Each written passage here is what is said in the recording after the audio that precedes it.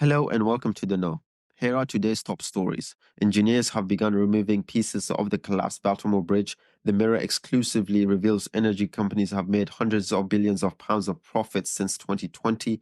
Germany legalizes cannabis, and thousands of Israelis protest against Benjamin Netanyahu's premiership. Keep watching to find out more.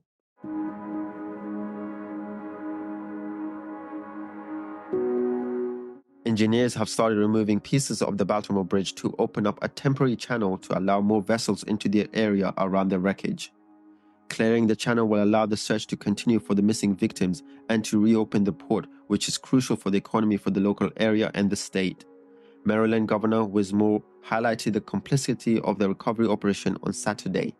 To see the wreckage up close, to see a freight that is nearly the size of the Eiffel Tower, and to see that same freight with the key bridge resting on top of it.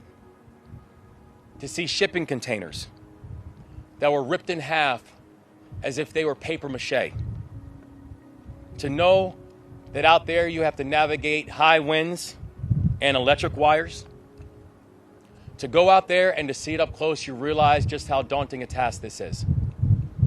You realize how difficult the work is ahead of us. The wreckage will be removed one piece at a time, with each section being scanned after it is lifted. The most complex aspect of the wreckage has been highlighted to be the 3,000 to 4,000 tons of mangled debris that extends 50 feet deep into the channel. The cargo ship Dali collided with Francis Scott Key Bridge on 26th of March. 2 people have been confirmed to have died, with 4 others missing. According to research conducted by the End Fuel Poverty Coalition and shared exclusively with The Mirror, 20 energy companies have made a combined profit of £420 billion. The analysis covers the period when Russia invaded Ukraine, which resulted in household energy bills in the UK rising. In sharp contrast to the billions of pounds of profits that energy companies have seen since 2020, an estimated 3.26 million homes in England are classed as fuel poor. Energy debts also hit a record high of £2.9 billion as households struggle to pay their essential bills. Shell has made £84.5 billion in profit worldwide since 2020, and in the same period, BP has seen its profit of £38.4 billion globally. Simon Francis, coordinator of the End Fuel Poverty Coalition, said, "The energy firms are taking us for April Fools. These numbers may look like fantastic amounts to shareholders, but the reality is these profits have caused pain and suffering among people living in fuel poverty for the last few years."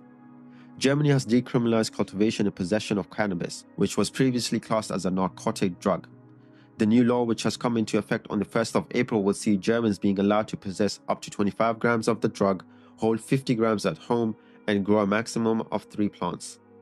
The new law will also see from July private cannabis clubs supply up to 500 members on a limited basis. There are restrictions that come with the new law. Cannabis cannot be supplied to those under 18, and smoking around areas such as playgrounds and sports centers are prohibited. To avoid drug tourism, the only way for an individual to obtain the drug would be by growing the plant at home or by being part of a private cannabis club. In both cases, being a resident of Germany for 6 months is mandatory. And finally, thousands of Israelis took to the streets on Sunday night to protest against Prime Minister Benjamin Netanyahu and demand the release of hostages.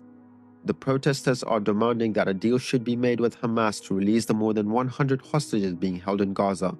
They also demanded an early election to be held before the scheduled spring election in 2026. Crowds of angry protesters stretched for miles around the Israeli parliament, with many gathered around fires and waving Israeli flags, while others were seen clashing with the police. The protest came amid the Prime Minister undergoing a successful hernia surgery on Sunday. Before the surgery, Netanyahu in a televised speech refused to hold an early election, saying it would halt ongoing negotiations with Hamas. He also repeated his vow to move forward on his plan to invade Rafah, where more than 1.5 million Palestinians have been taking shelter. In February, Netanyahu had ordered his military to look into plans to evacuate the more than 1 million civilians in Rafah as part of the invasion. National Security Advisor Jake Sullivan expressed the United States' concern over the invasion plan on 18th of March. Our position is that Hamas should not be allowed a safe haven in Rafah or anywhere else. But a major ground operation there would be a mistake. It would lead to more innocent civilian deaths, worsen the already dire humanitarian crisis, deepen the anarchy in Gaza, and further isolate Israel internationally. Thanks for watching The Know. Don't forget to like, comment and subscribe to The Mirror for more daily news updates.